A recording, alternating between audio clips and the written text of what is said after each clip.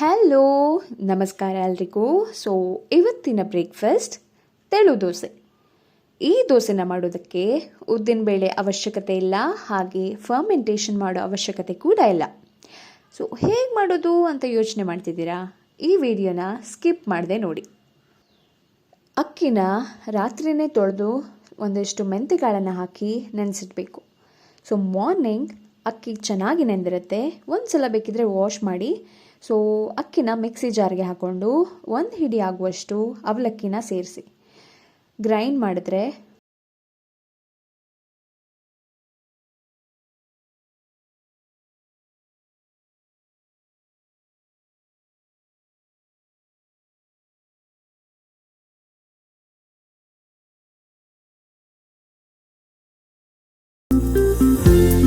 So ನಿಮಗೆ ಎಷ್ಟು ನೀರು ಬೇಕೋ ಅಷ್ಟು ಕನ್ಸಿಸ್ಟೆನ್ಸಿಗೆ ತಕ್ಕ ಹಾಗೆ ಅಷ್ಟು ನೀರನ್ನು ಆ್ಯಡ್ ಮಾಡ್ಕೊಳ್ಬೋದು. ಸ್ವಲ್ಪ ಥಿಕ್ಕಾದರೆ ತೆಳು ದೋಸೆ ಆಗುತ್ತೆ, ಸ್ವಲ್ಪ ನೀರು ಜಾಸ್ತಿ ಹಾಕಿದ್ರೆ ನೀರು ದೋಸೆ ಆಗುತ್ತೆ. ಸೊ ಕನ್ಸಿಸ್ಟೆನ್ಸಿ ನೋಡಿಕೊಂಡು ನೀರನ್ನು ಹಾಕ್ಕೊಳ್ಳಿ ಅಂತ ಇನ್ನೊಮ್ಮೆ ಹೇಳ್ತಿದ್ದೀನಿ. ನಂತರ ಸ್ವಲ್ಪ ಉಪ್ಪನ್ನು ಹಾಕಿ ಚೆನ್ನಾಗಿ ಮಿಕ್ಸ್ ಮಾಡಿದ್ರೆ ದೋಸೆ ಬ್ಯಾಟರ್ ರೆಡಿಯಾಗೋಗುತ್ತೆ.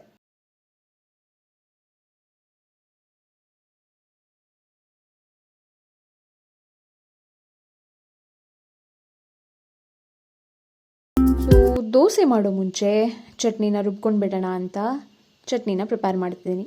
ಸೊ ಚಟ್ನಿಗೆ ಕಾಯಿ ತುರಿ, ಹುರಿಗಡಲೆ, ಸ್ವಲ್ಪ ಬಿಸಿ ಮಾಡಿದಂಥ ಹಸಿಮೆಣಸು, ಕೊತ್ತಂಬರಿ ಸೊಪ್ಪು ಹಾಗೆ ಉಪ್ಪನ್ನು ಹಾಕಿ ಗ್ರೈಂಡ್ ಮಾಡ್ತೀನಿ.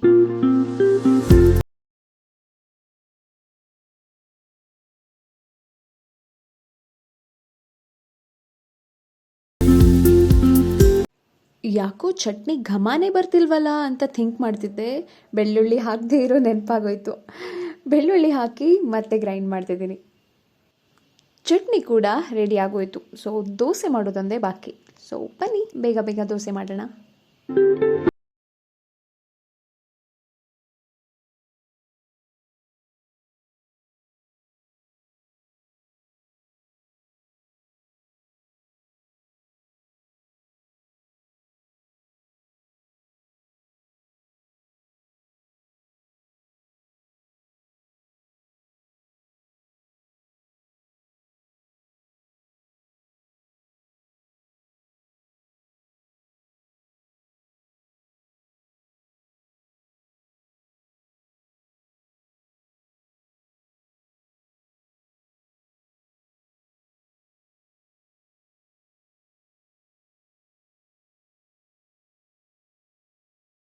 ನಿಮ್ಗೆ ಗೊತ್ತಾ, ಈ ದೋಸೆಗೆ ಚಟ್ನಿಗಿಂತ ತೆಳು ಬೆಲ್ಲ ಮತ್ತು ತುಪ್ಪ ಹಾಕೊಂಡು ತಿಂದರೆ ರುಚಿ ನೆಕ್ಸ್ಟ್ ಲೆವೆಲ್ ಇರುತ್ತೆ.